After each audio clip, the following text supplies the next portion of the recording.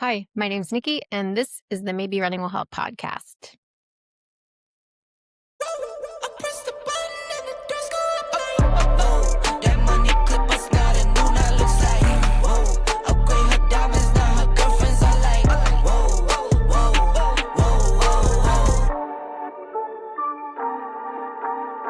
Today's guest is the founder of Team Red, White, and Blue, an organization that's helping veterans rediscover connection, purpose, and health through movement. I may have found Mike Erwin because he's the face behind Team RWB, but once I started digging in, I learned he had so much more to share with us. In this episode, you're going to hear about the aforementioned nonprofit, its mission, and community. But you're also going to learn a lot about why running helps with some of the other things Mike is passionate about, including leadership and self-awareness. Before we lace up, you know it, a word from our sponsor, Charm City Runs. For more than 20 years, Charm City Run has been proud to serve Maryland and Delaware. Whether you're looking for that right pair of shoes to carry you through the miles or the workday, Charm City Run is here to help at one of their 7 store locations. They also offer the best in race events throughout the year with great swag and fun post-race parties. If you're looking to train with expert coaches and a supportive group for that next race, Charm City Run can help there too. They're committed to helping you cross that finish line on race day and in life. And as a thank you for listening to our show, Charm City Run is offering you 10% off that can be used in-store or online for apparel and accessories. Just use code Nikki10, that's N-I-C-K-Y, the number 10, to claim your discount. Please note that it excludes Garmin, Theragun shocks, and footwear and cannot be combined with other offers. Hey, Mike, welcome to the Maybe Running Will Help podcast. I'm so excited to have you here. Thank you. Yeah, fired up, Nikki. Looking forward to the conversation. That's awesome. Like I was saying before we hopped on live, I contacted you about Team Red, White, and Blue. I was like, I want to learn more about this organization. I see you guys at races all the time. And I was like, founder, Team Red, White, and Blue. And then I came across your name, contacted you like right away. But then as I got prepared for this interview, you actually do so much more than just Team Red, White, and Blue. So really looking forward to getting to know you as a person and all the things that you do and how you serve the community. So to start off, it's a running podcast. So like, can you tell me a little bit about your background with running? Like, are you still running, that sort of thing? Absolutely. Yeah. So yeah, I do. I kind of go through, cycles in my life, where I love like the longer runs, the marathons and the ultra marathons. So yeah, just a I went to the Army. So I started West Point in 1998. And I had not done a ton of running up until that point, but then you have to run a lot when you're in the Army. And so, Right. but it was shorter stuff. It was, 3 miles to 5 miles at a time. And it was often probably at a faster pace, maybe zone 3, but it was not Yeah. the long, slow stuff. It was, quicker stuff in formation. And that's where I started to do things like the Army 10 miler. I think I did the first one of those in Oh, yeah. 2006, maybe. Mm-hmm. And it was like, oh, this is really fun, to be able to go long, and far, or, Yeah. long, but also at a high pace. And so, Sure. Yeah. and then for me, my running journey then really took to the next level while I was deployed. I read Born to Run, I Oh, believe, yeah. in 2009. And Okay. so, maybe no, that was my 06, 07 deployment. And then that led me to want to start doing ultras. And so my first ultra was the 2008 JFK 50 miler, which Yes. I've done that one Nice. 6 times now total. So Wow. over the years, but I did a lot of them for a while, and then I took quite a long break and then came back to it. So long story short is I've got like this relationship with running where I often will kind of surge and I'll be really excited around, hey, the 10-mile distance or something like that. Or then, hey, there might be a specific marathon I want to do. But at this point, I've run so many marathons that there's not a lot of them like on my bucket list per se. Yeah. And Okay. so for me, it really, is about like the long, stuff like the JFK 50 milers, which I know is not long for some people, but it's definitely long I for me. know. Isn't it crazy now? Like 50 miles isn't even long anymore. People are doing like 200 or it's just crazy. Yes. Nuts. Yeah, I'm like, I can't, I'm not worthy Yes. talking to most of the people I talk to. Yep. Um, so when you were running marathons, was it like running, like you said, you've done a lot of different ones. Was it more for the experience and the location, or was there a point in your running where you were trying to like PR and like run fast and like what did that Yeah, look big like? honestly, a big part of it, like my most intense running years were in the early years of Team RWB. So Okay. 2010 to 2014, that's when I did the JFK 50 a whole bunch, the Marine Corps Marathon, the Austin Marathon, the San Francisco Marathon, Detroit Marathon. I did a lot of marathons in that window. And it was mostly about we go out there and we didn't just run marathons, but I ran marathons carrying the American flag. And so Okay. that would Yeah. be a great way Awesome. to start conversations and get people looking around and saying, like, hey, like, what's he doing over there? Out carrying the flag. Oh, what's that organization? And it was a national conversation starter. Probably 15 Right. or 20 or 30 people on any given marathon would ask questions about what Team Red, White, and Blue is all about. So, when I had that purpose of elevating Team Red, White, and Blue, that's where my running went to a level it had never been at before. Um, you know, Oh, I, that makes I sense. did, I did try to qualify for Boston. I failed. I ran the Syracuse Marathon. I'm in my hometown of Syracuse, New York. I did a 3:18. That's the closest I've Oh, ever come. okay. That's To great though. yeah, it Yeah. was a great time, but Yeah. nowhere near what I would have needed to do. I think was a 3:10 at the time. I think it's like Oh, the men's standards are so hard. it's Yeah. even like even lower now, Yeah. but yeah, that 3:18 was my fastest marathon. So it was great because I was training hard. It was good to have a goal and to aim for a specific time, just like in the JFK 50 miler. Sometimes, hey, you want to complete it, but once you complete it, it's like, okay, well, what's your time? And so I wanted to go sub Yeah. 9 hours. I did an 8:53 was my Wow. absolute fastest time I ever did there. But bottom line is, it's great to have goals, and whether or not Yeah. you hit them or not, it's really about the pursuit, more than it is accomplishing the actual goal, in my view. So I've Yeah. always enjoyed that. Nice. Well, that's a great segue to Team Red, White, and Blue. So, can you tell me a little bit, or tell Yeah. us, like what that organization is and who it serves? Sure. So in 2010, after my third deployment to Iraq or Afghanistan, I went to grad school and I studied positive psychology and leadership and resilience at the University of Michigan. And that's when I started Team RWB. In the Hmm. first 10 years of the organization, we were really focusing on helping service members as they transitioned from service to civilian life. And I would say we were a reintegration nonprofit. Our mission really Okay. was around helping veterans to reintegrate into civilian society. And after we got further and further from 9/11 and the large scale deployments slowed down or started to fade away, what we realized that there was a bigger need emerging from the military and veteran community, and that was physical and mental health. Mm. And one of the things that I knew from the research, but also I knew from my own lived experience, was that when I'm physically active, it helps my mental health, right? And For so that there's sure. this connection between moving your body, physical activity, and mental health, right? Yeah. And there's different responses, right? Like medication, therapy. There's like lots of different things that you can do, right? From play music to you name it. There's a whole bunch of different solutions. But from my view, the most accessible and the most effective for me and for a lot of veterans, I think, is to go move your body, right? To be the space to work through your challenges, to work through whatever's going on in your life and in your mind. And so, Hmm. that thing that a lot of runners say is that I run because it's cheaper than therapy, right? Right. Like there is, I think, a lot of truth behind the power of running and the power of physical activity. So Team RDB in 2020, it actually happened irregardless of COVID, but with COVID, and specifically the mental health crisis that spiked in America in 2020 and 2021, it was timely for Team Red, White, and Blue to evolve from a reintegration nonprofit to a health and wellness nonprofit. And so that's what we are now. Oh, We wow. are, Okay. America's leading health and wellness community for veterans. We've got Hmm. volunteer led local chapters in over 150 locations across America and some places around the world.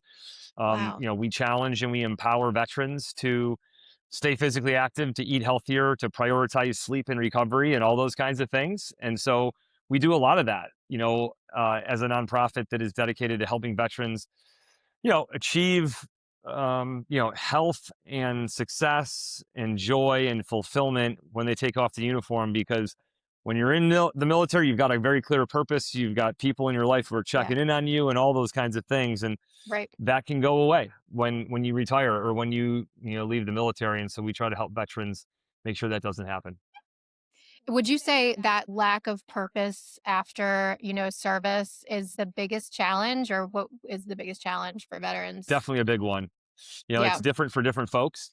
The structure that people have, I think Right. Yeah. is a big thing. Yeah. Hey, you're going to wake up, you're going to wear this, your haircut needs to look like this, right? There's a lot of Right. structure and discipline that Yeah. is put on your plate, and you just do it, right? Because Hmm.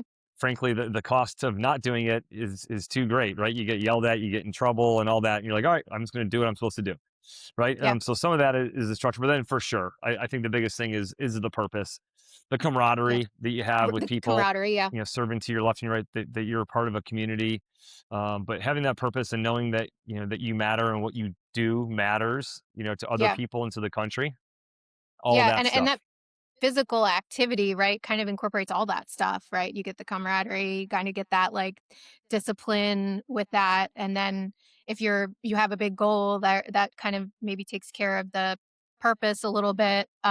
So that makes Totally. so much sense. Yeah. So when we see the red shirts out at races and stuff like that, who are these volunteers? Are these people, are these veterans? Like who do we see out Yeah. at races? So, a majority of the people you'll see flying the Eagle are those that are veterans, Hmm. National Guard, active duty, reserves, what we call V grads. So, Veterans Guard, Reserve, active duty. Um, some are civilians. About 25% of our members are people who've never been in the military, but Mm, they want to be a part of the team with those that have been. And so, yeah. because we say this a lot, but veterans don't leave the military to go live on a veteran commune.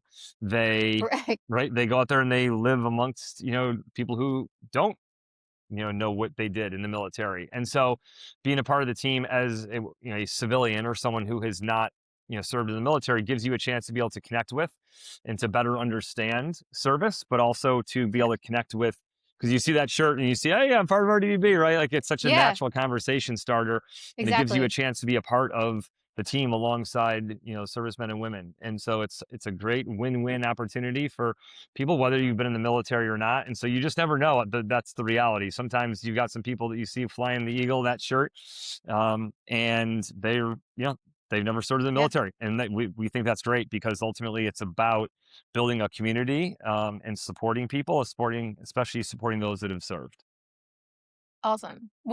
Like for you right now, what's your relationship in service? Like, are you active? What do you do now? So I am still in the reserves. Okay, So I was on active duty from 2002 to 2015. So I did 13 years active duty, and I've been a reservist ever since then.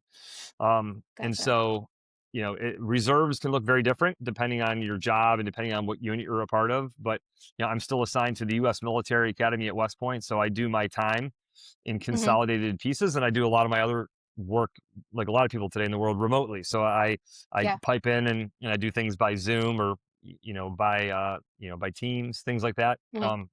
And I work with cadets to help them go out into cities across America to help put on character and leadership workshops to Yeah. expose high school students to what West Point's all about and why we care so much about character, why we care so much about leadership. And so, yeah, so I've got a opportunity to still make a difference in the Army Reserves. I'm at 20 years, so I can retire, kind of whenever. But I've really found enjoyment, in the ongoing service aspect of my time in the Army. Nice. So, have you struggled with any of the things that how you serve veterans now? Have you personally struggled with any of those things? Yeah, not a ton, fortunately, because I've Mm. as someone who founded the organization and then led it for many years. Um, you know, I knew the research, inside and out, Yeah. frontwards and Right. backwards, and so I knew very much like, hey, the role of community, the importance of physical activity, like as they take off the uniform, and again, for me, taking off the uniform is that I haven't really, because I'm still in the reserve, so I still have that as a part of my identity, is that I'm an Hmm. Army Reserve lieutenant colonel, but ultimately, um, you know, those, I guess 12 years since I transitioned, almost 12 years now, I have had the benefit of knowing all this Hmm. research and knowing how important physical activity is, and being a part of a team, and wearing this shirt is not just another shirt, but it's a shirt that says I belong to this team. And Yeah. so I've been able to use that, pretty effectively to be able to ward off the feelings of loss of purpose or the loss of camaraderie, or whatever, may typically happen. And so I'm not Yeah. completely immune to it. I have my moments here and there, but I've got the strategy, thanks to Team Red, White, and Blue about how to cope with it. Nice. So, as somebody who has a degree in positive psychology, how does running help? Yeah. So, I mean, for me, when I think about positive psychology, I think a lot about character and I think about relationships and then, positive experiences. And so, on one hand, we do know, right, that running as a solitary act can be really powerful, right? Going out for a run on your own. It helps you clear your head, right? It helps you kind of separate from all the noise of the world. I do think there's a lot of benefit, to not always being plugged into your heart rate and plugged into your distances and all that. I mean, when I kind of came up running, like Garmin's were, it was like the Garmin Forerunner 305 or something like that, right? It was Right. like this big long rectangle, and it was like it was, and you had to wait forever for it to pick up the satellite and all. And so, Yeah. I often did a lot of my running in that 06 to 2012 window without any GPS device. And I went on feel and I went out there. And so I do think we lose something when we outsource a lot of our, everything to always tracking things. Like there is a cost there. Yeah. But for me, like that's, a big part of, um, my approach. I do think that there is power in running on your own as long as you don't get too much into your head, calculating things and analyzing everything Sure. and getting overly Obsessive. analytical. And look, you Yeah. can, you can do that. There's power in that, right? Of like, especially if you're going after goals and you're trying to hit targets, like you kind of have to track some of that stuff, but there's also a benefit to not doing that. But it's the community Mm. aspect, I think, is really, where the greatest impact comes, the relationships, the running buddy, the Yeah. teammate, the person who you're training with and all that kind of stuff. So positive psychology helps, would suggest that like we get a lot of help, to our mental health and to our well-being by exercising in a group with other people. So for me, it's that balance of like, can you get a couple times a week that long run on your, on your own so you can think, Mm. right? And give yourself that space, but at the same time, also have a training partner or a group that you run with because there's a lot of power, in doing that. So, Yeah. to me, it's just trying to find that balance. Yeah. I wrote down, I guess, a couple things that you teach maybe in your core. Oh, okay. So I think maybe it's in your character leadership center. Is that so you're still Yes. doing that?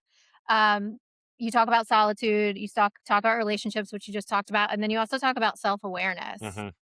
So, do you think that running, maybe because of the solitude or because of what you learn about yourself through running, do you think it helps also with that self-awareness piece? Oh yeah, absolutely. I mean, self awareness is tough, because like self awareness is, we want to think that we know ourselves really well, but unfortunately, like we don't.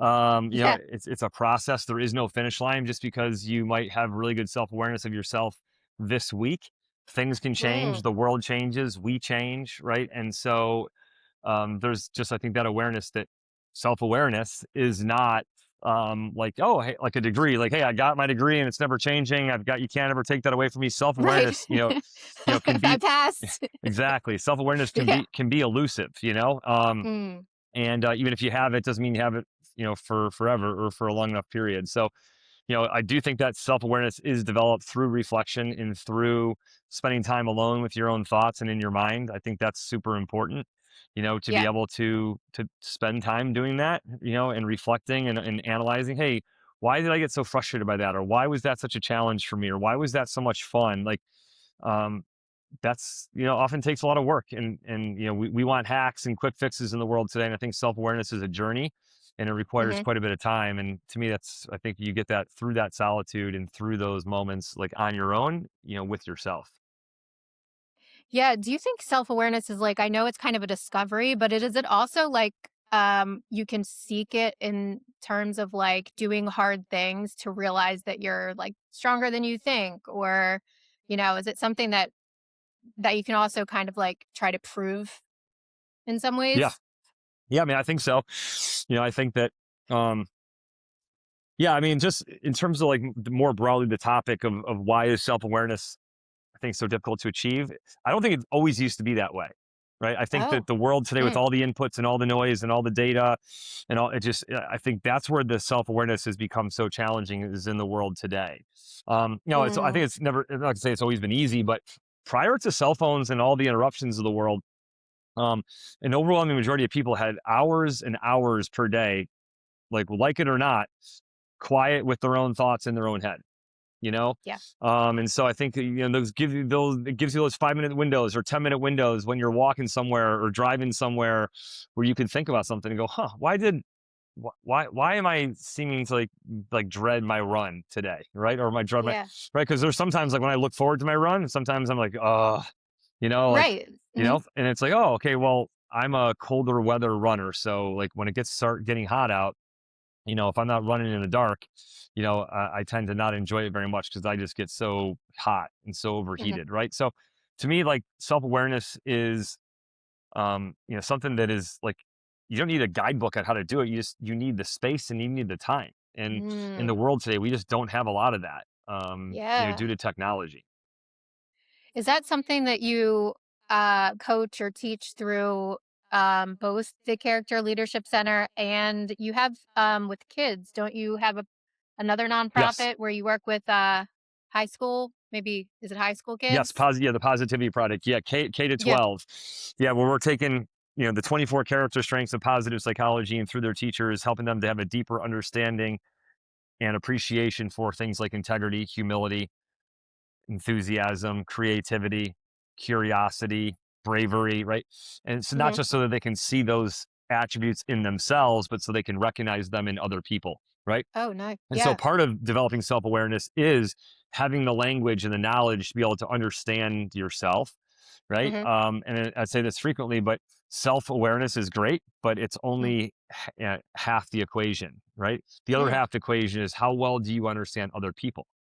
Oh. And if you want Hmm. to build strong relationships, it certainly helps to know yourself, your strengths, your weaknesses, your pet peeves, the things that you love, but then also it's really important that you understand other people, you know because Yeah. other people are complicated, other people have different things that motivate them, and Yeah. it's really hard sometimes to understand other people, and so we Yeah. try to help students, through this language of the character strengths, know who they are, but also understand other people better as well. How, like you were saying, it's a lot more challenging these days with all the distractions and social media and everything like that. Like, how do you teach that, or do you have any tips for the rest of us on how to work on that? Yeah, the the the probably the most effective way to be able to work on your self-awareness, is by carving out time, and journaling. Oh, Now okay. I'm not a huge journaler at this point in my life anymore. Mhm. There was periods of time when I did it quite a bit.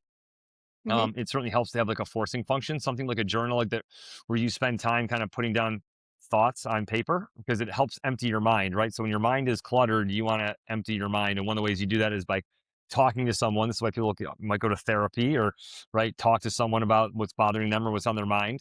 Another way you can empty your mind is by writing. And so we talk about this a lot.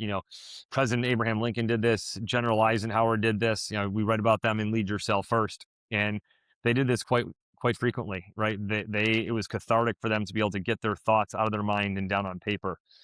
And so I think what that helps you do is it helps you to see and to recognize patterns in yourself Mhm. over time, right? Because self awareness, like I said, it's a journey, right? It's not just this, Yeah. oh, you run a race, you good, you completed it, you finished it, here's your medal, right? It's self awareness is this process, that's dynamic, and so I think part of it is you can see trends emerge over time. Yeah. And when you write things down, when you put things down on paper, right? So to me, like that's probably the most effective way to develop it is by writing it and getting your thoughts on paper. And then you can also develop it just by again going for a walk or going for a run, Mhm. and launching with a couple of key reflection questions for yourself, right? Um, Yeah. and you may not get the answer as cleanly as you want or get it on every single run, but more times than not, I think you'll make progress in having a deeper understanding and appreciation of who you are. So we're talking a lot about self-awareness. But then I'm like, what is solitude like in this equation? Like, what do you mean by that? Is that just time by yourself? Yeah. So basically, solitude is defined as a psychological state where the mind is isolated from the input from other minds. So it is not a physical location. Um, Hmm. it is a psychological space, right? So physical location would be, yeah, I say this a lot. You could be on top of Mount Rainier with no other human being near you for 5 miles, right? But if you're ripping through your Instagram feed or if you're reading a book or whatever, like that's not solitude because even though you're geographically and physically alone, Hmm. you are your mind is not. Your mind is being shaped and influenced by Right. other people. So solitude really is when the mind is isolated from the input from other minds, right? So Yeah. that's what we mean by solitude. Does it help to be physically separated? Sure, it does. Right when you're Yeah. physically alone, you're on a trail run on your own, or you're on the road running on your own. If you're hiking, like whatever it is, if you're on your own, it definitely is like one foot in the door to help you do that. But if you have your phone or if you have your distractions at your fingertips, then you're Yeah. just one glance of the phone away from robbing yourself of that solitude, right? So the ideal is actually, take your phone away, take your music away, like whatever it is, like and just spend time. This is why I go back. I said before about journaling.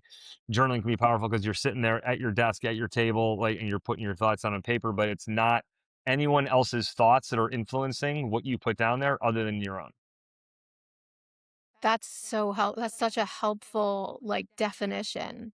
How much solitude do you advise? Is it, like, daily we should get solitude, weekly? What's the, what do you advise? So again, going back to prior to all the information age, it started really in about 2005. Mhm. um, people got on average, I don't know the exact numbers, right? Because people didn't used to track this because it just was life. It just was. Mhm. So I don't know the exact amount of solitude that the average person has lost over the past 20 years, but I'm going to guess it's several hours per day.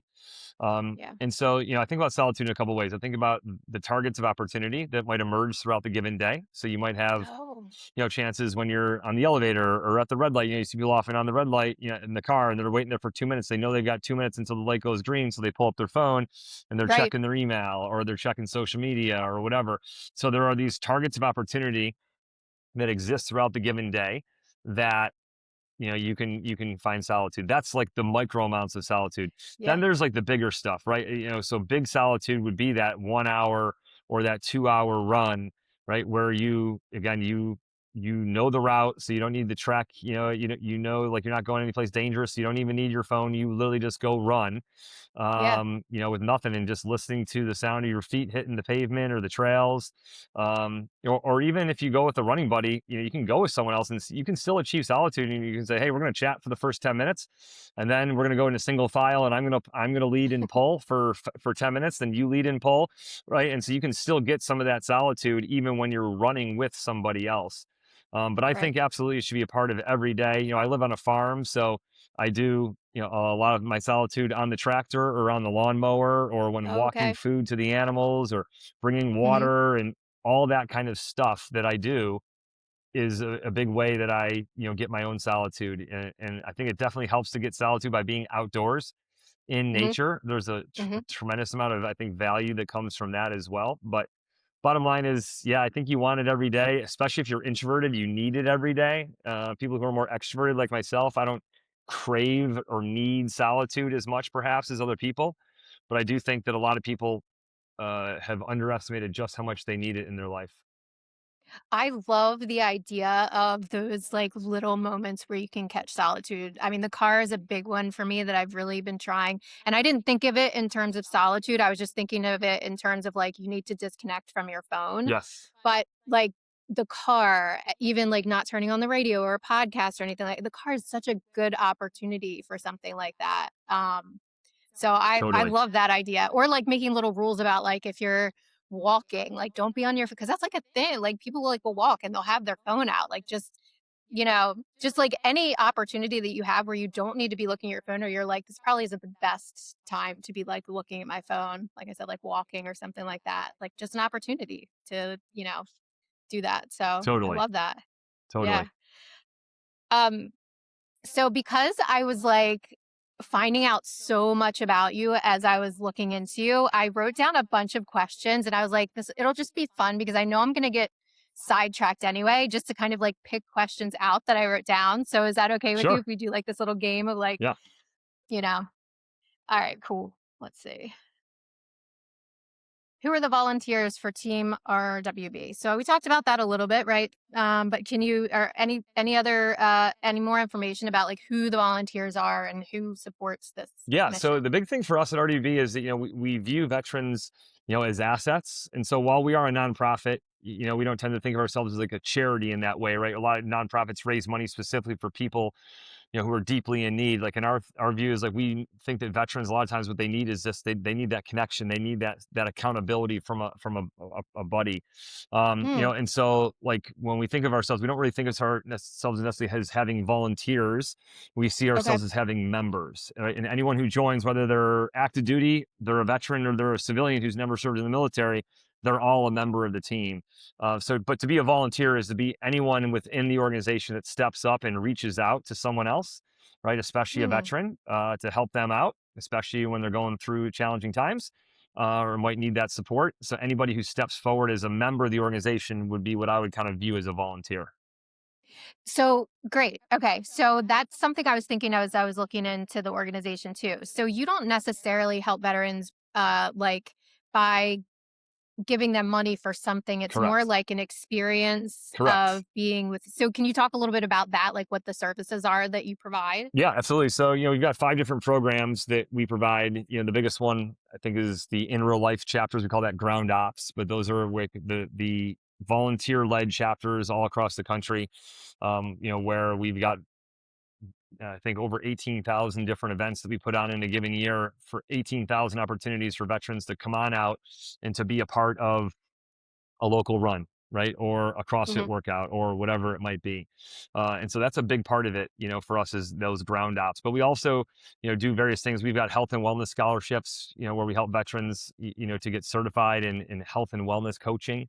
Something, helps them personally, but then they can also, take that and help with their employment, right? And help, to Hmm. build a career out of that if they want to. And then a lot of what we do is, we provide through our app. We have an app, so when you join the team, you're a part of the app, and that's the community, right? Okay. And we call that the digital garrison. But that's like our place where our members exist, and they can get all kinds of support. And so in there, they get health and wellness education. They get inspiration. There's challenges that we put on. For example, in February we put on the GWAT 100. So this would be a big one maybe to talk about, next year in January or whatever. But we had over 26,000 people last year join the GWAT 100, and GWAT being Global War on Terrorism. And so, Huh. the mission there is throughout the month of February to move 100 miles, hike, walk, run, ruck, right? But on the Ankle Hmm. Express, go 100 miles in the month of February, and Ankle and so Express. that's our big event that we do in February. So bottom line is like we put on lots of those different events and those challenges, that you can all find right there easily in our app as well. So those are our programs, but again, it's much more about engagement and about getting Hmm. veterans moving, right? And having those experiences like you just talked about, Nikki. That's really Hmm. what it's Team RDB is about versus providing them money to go do something else on their own. Like we want them to do stuff like with their teammates, with each other. I love that. So it's almost like a hub for people, just kind of like this resource to get into a community with other people who have shared experience. But as like somebody who joins, like you're not necessarily asking, I mean, you have to get money from somewhere, right? Yeah. But are you not necessarily asking for money? Like literally people can just join and be a part of this community? Yeah, so it's free to join. So that's one of the things about us. We get Hmm. funding from some big foundations who, their purpose is to fund nonprofits like us. So, the Bernie Marcus Foundation has been one of our big partners for 10 years. Um, Mm. the Lilly Endowment, has just gave a big grant, to us for the next 3 years to help us to accelerate, and take our organization to the next level. So we got a lot of funding. We do get donations from individuals for sure. Hmm. It's a different type of donor versus someone who wants to, support and have their money go directly to pay for something for a wounded veteran or for a veteran who's struggling. We are the kind of organization that attracts those individual donors that are more about kind of teaching the man the fish versus giving the fish, if you will, right? We are really trying Yeah. to help veterans take ownership of their health to help Hmm. them, in their post military lives. I love that. Do you do you work with other nonprofits that have similar like mission and values like the Wounded Warrior Project, or like are Totally. there other nonprofits you guys work with? Yeah, and we're a good complement to like lots of different organizations. So yeah, we've been partnered with Wounded Warrior Product for a long time. And so they know that like one of the things that we can do is we can help reach more veterans who may not be a part of the Wounded Warrior Product, that need to become aware that, oh, you don't have to be like a veteran who's missing a limb to be a part of the Wounded Warrior Mm, Project, right? So we yeah. partner with organizations like them who Hmm. also care a lot about the health and wellness of the military and veteran community. So that is absolutely a big part of how we partner, right, with Yeah. organizations or those that are like-minded. And again, for us, it's really around physical and mental health, right? Those are the big sort of the 1-2 punch, if you will. Yeah, that's amazing. Did you ever imagine when you started this that it would be where it is today? Yeah, I get that question a lot. Oh, When I talk to people, and it always makes me smile because, the answer is definitely not. okay. I mean, it started out incredibly small. The intent early on was to just create an organization that supported our initial founding vision was to support 10 veterans that were struggling per year. And that was the idea, right? But it became very clear within the first year of our existence that a lot of people, a lot of veterans especially, wanted to join this team. And they were sending out messages to us saying, like, hey, running has saved my life. Like, this has been huge. Like, I want to help other veterans to have the same understanding and realization that I do. And so very few people who start a nonprofit, and maybe even a business, right? But definitely nonprofit, say, oh yeah, I knew that it would become this, 325,000 member organization that's been here for 15 years and hopefully will be here for another 100 years or longer, right? The goal, right, is that when you're building an organization like this, you want it to outlast you, right? Right. And so like that's what we've been working hard to do, is to say, hey, that if you serve in the military now, right, in the past, or 10, 20, 50 years in the future, veterans deserve an organization that challenges and empowers and inspires them to continue prioritizing their physical health, Hmm. so that they benefit not just physically but also mentally and socially, Right. right, and all the various Mm. benefits that we get from being active. And so that's what we've been focused on for a long time, is how do we build programs and systems and processes that allow Team Red, White, and Blue to be here for the long haul. It's funny because you said that somebody was like, running saved my life or whatever, but you guys, it's not just running, right? Right. Like I think of it as running because that's where I see you. Right. But I heard or something where maybe you had to have this thing where it's like we don't just run because a lot of people Yeah. associated it with running. So can you talk about Yeah, that? totally. So, yeah, so because in the early days we did so much ultra marathon running and marathons and carrying the flag and all that, that people were like, oh yeah, yeah. We would invite a lot of times veterans or supporters to join. They're like, yeah, I don't run, or I only run a little bit. I know you guys do marathons, and we're very clear saying like, no, no, no, we don't just run. So I like to say anything that elevates your heart rate, right? Oh. So running, rucking, CrossFit, rock climbing, Mm. going to the gym, you name it, right? Swimming, triathlon, I mean, anything that elevates your heart rate, we want to use that as an asset. We tell veterans a lot of times, because in the military, there's often like push-ups, sit-ups, jumping jacks, which are called side straddle hop, and running, Oh. and Mm. rucking. Those are kind of like the core things that you do from a physical standpoint in the military. And then it's like, hey, like, you might hate all of that because the military made you do it for 3 or 5 or 30 Right. years. You don't have to do Yeah. that. You can swim, you can rock climb, there's just so many different modalities of things that you can do. And oh, by the way, just go for a walk, right? Hmm. But it's important that you keep your body moving, and that you use the harness the power of physical activity to remain healthy. But yeah, we are sure to message to veterans that, hey, just because you didn't love running when you were in the army doesn't mean that you have to keep running. There's plenty of other ways that you can stay physically active. Yeah.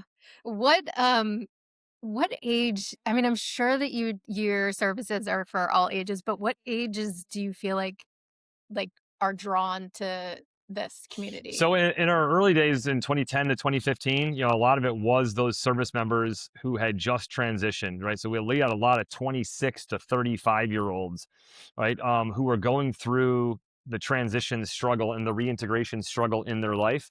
And so that's why you did see a lot of like the marathons and the beast mode kind of stuff. Mhm. Um, and now what we see, not only has our core demographic, age continued to get older, right? Because like they've gotten Right. older and they've remained active. Right. But we also see that it's a lot of people who are midlife, right, who are really looking for that help or that inspiration, to to rediscover some of like what they used to be, from a physical Yeah. activity standpoint. So we have a lot of members in our 40s and 50s. Do we have some people who are 24 years old and going out there and tackling ultras? Yeah, we do. But a lot of those are, again, people who are sort of like 38 to 55 in that window. And knowing that Team Red, White, and Blue is what they need to help them to, just remain active and as healthy as they can be for whatever chapter or season of life they're in. Do you think that most people find out about Team RWB from events and seeing people like wearing your Yeah, Eagles wearing the shirts and stuff? Is that yeah, for sure. mainly? We know we used to track this, a little bit more closely, but yeah, we know that a big part of the way that people know about us is through word of mouth and through events. It's why we Hmm. encourage people so much, right, when they're at events to wear the eagle because it generates a Hmm. conversation, and it's for people like you who have been at lots of races. You Yeah. go, oh, hey, what is this organization? And then you go Right. look it up, and you're like, hey, like, oh, okay, right. So Hmm. like we know that yes, you can use marketing. You can use marketing dollars, right?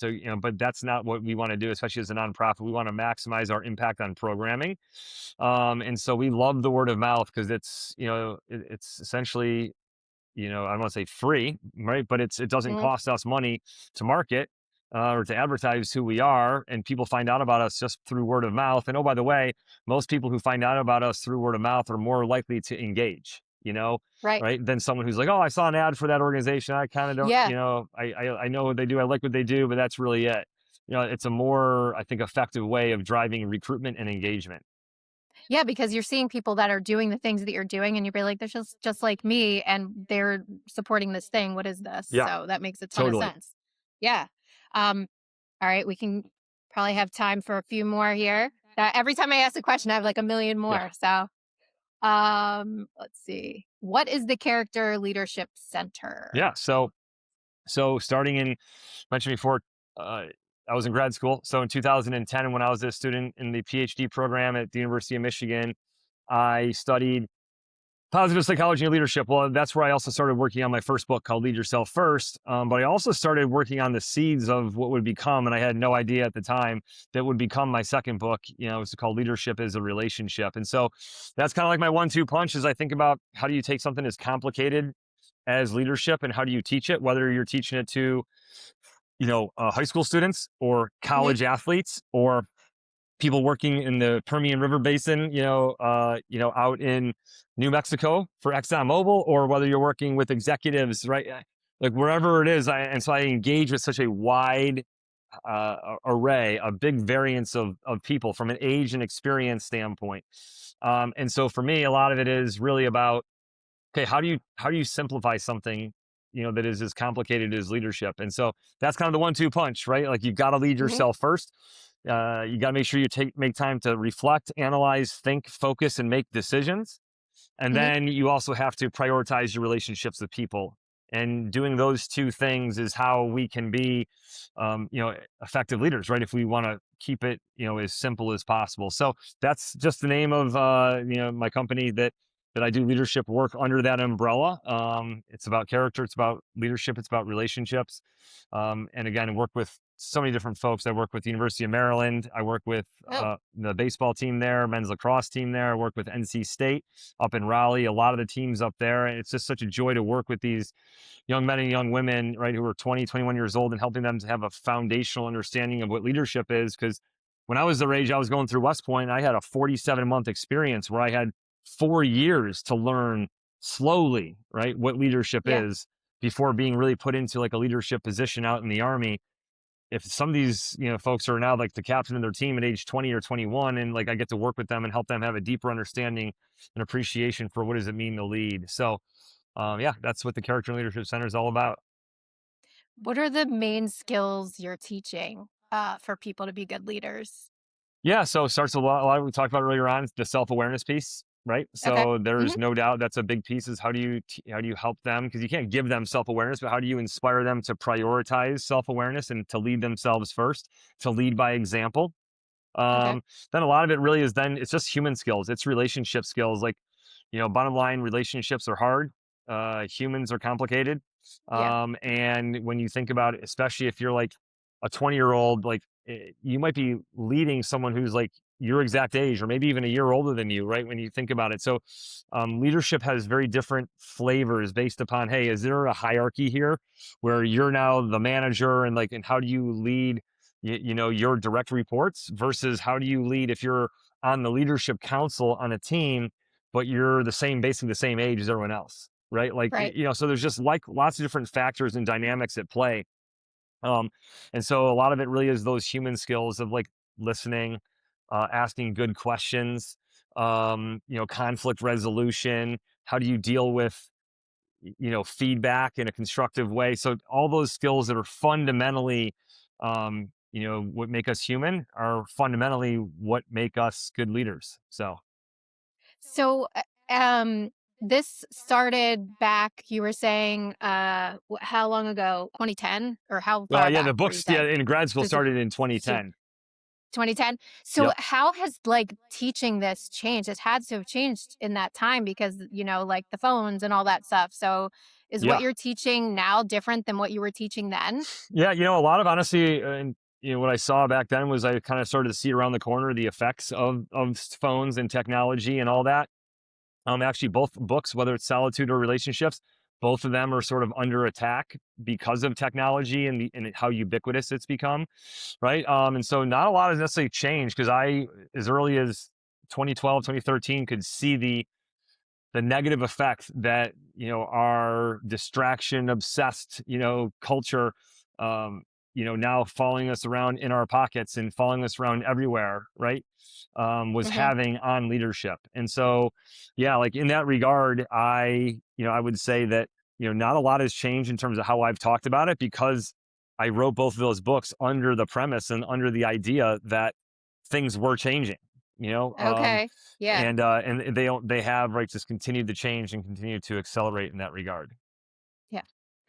All right. Let's pick another question here. I already asked that. I already asked that one. Man, I'm doing good. Good. Oh, what are your top priorities in life right now? Oh geez, biggest priorities. Yeah, for me, I would say, so my family, so wife and 5 kids. So we live on 42 acres, Wow. and a homestead. So that's really been my priority. It's why I left the active duty army in 2015 after 13 years. Was Hmm. because didn't want to keep moving around with the family. That was, Yeah. I think, that's a big ask. That the army has as you become more senior in rank. They kind of move you around every 2 years, and it's some people are built for that. Definitely. My wife and I kind of just said, "No, that's not what we want to do." It's a lot of kids to move. Yeah, and it's a lot of kids move, and so here we have got a homestead. So we have a couple dairy cows, we have some beef cattle, we have pigs, chickens, goats, Wow. ducks. It's old McDonald had a farm over here, so that's a big priority. And then the other piece is, for sure, is my faith. So I'm a Mm, cradle Catholic. Born and raised, in the faith, but like didn't know much about it if I'm being honest. And so over the past mhm. 5 6 years, have gotten a lot deeper in my knowledge and my insight into like what does that mean. Yeah. And so we started here outside Fort Bragg, where I live now. We started a private independent Catholic high school, What? named Father Vincent Capodanno High School. And so we're at 60 students, growing to 75 students next year. I chair the board there. I teach the resilience class there, and I coach the boys basketball team there in the winter. And so a lot of that is kind of like an overlay of like my parenting because my oldest is a sophomore. My daughter will Okay. then start at Capodanno next year, right? So there's family and there's parenting, but then there's also, like building the school and going deeper in the faith, right? So for me, those are, probably my two biggest. And my third would probably just be like my own health, right? My own health and wellness, and Mm, you know, um, my running, my working out, doing more strength stuff as I get older. My sauna, and so kind of getting into, I got okay. like a small little sauna that I get into that's been, super helpful. But I've got to make mobility a bigger priority for me. But just in general, my approach to health in terms of what I eat, fasting. I've gotten big into fasting in the past Really? Okay. 6 months or so. primarily Hmm. driven, by my faith. But, I did two 48-hour water fasts, one before Hmm. Christmas and one before Easter. And, it's amazing how you go 48 hours with only drinking water and black coffee, and Yeah. how much you think about food. And I'm like, it's not good, So like food has a Yeah. total hold on me. And so, that's a part of health and wellness, and also like the faith and spiritual journey. That's awesome. I also just got back into faith, so it's really interesting. I just joined like a Bible study. I'm Yeah. relearning. I was also like raised Catholic, but never, when you're raised that way or like you have to do it, Yep. like I didn't really pay attention. Yep. And so like choosing it on my own right now is such a different experience. 100%. Yeah. So I Yeah. And there's totally, just totally get that. so much more knowledge and access, to all of it. Yeah. Speaking of fitness, he's one fit guy, but a guy named Father Mike Schmitz, he's got this podcast called The Bible in a Year, and he kind of so I'm doing right there this year. I'm doing the Bible in a year, and I'm just realizing how little I know, right? Yeah. About the Bible. So anyways, it's been super fascinating. Like you said, when you choose it on your own, but also digging into it, it gives you a lot more knowledge and insight, into like the journey of humanity, right? And how complicated it Yeah. is. And yeah, so it's a big part, of my priorities in my life right now. Is Father Mike the Halo? Does he do the Yep. Halo app? Yep. Yeah. Okay. Yep. I started listening to that during Lent.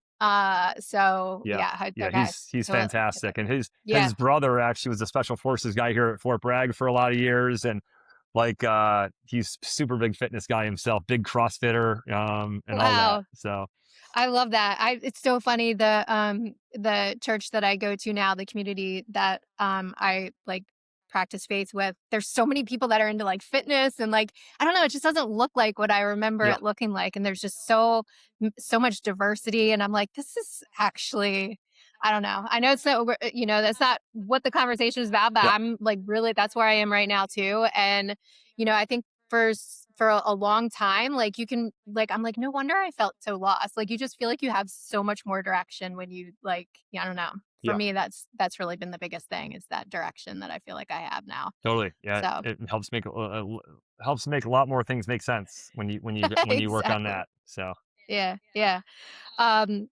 so what out of you have so many different organizations that you're involved with what are you most like the school sounds like maybe where most of your time yep. is but is that pretty much Yeah, it's where it's very at right now diversified. Yeah, I spent it in yeah lots of different places, but that's definitely one of them that's consistently, leading the board there and teaching there hmm every Wednesday and coaching in the winter. I mean, it definitely was intense in the winter, November through February. Those 100 days, yeah were very, very busy. But yeah, that's definitely a big place because my family, again, my son's there now, a sophomore. My daughter will start there next year. Again, it's like multiple birds with one stone kind of thing.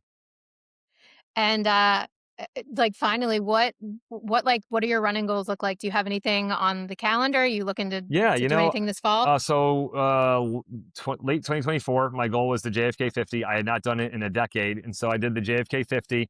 I thought for sure I was going to be like close to 11 hours because my longest training run was like 18 miles. yeah But I was mentally strong. I had good like hydration, good, electrolytes, good all of it.